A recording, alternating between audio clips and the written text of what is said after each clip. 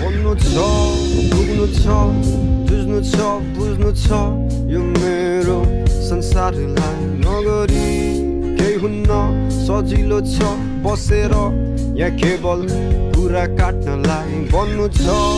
पुग्नु छ जुझ्नु छ बुझ्नु छ यो मेरो संसारलाई नगरी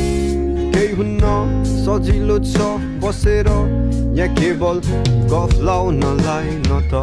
बलले नै हुने न त करले नै तिमीलाई ठिकै छ जाऊ अन्तैतिर